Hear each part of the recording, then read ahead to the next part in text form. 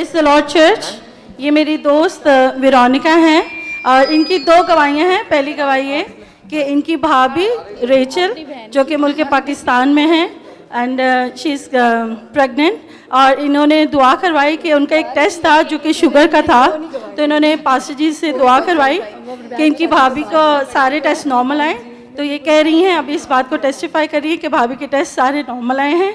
आप सबसे दरख्वास्त है कि इनके लिए ज़ोरदार ताली बजाएं।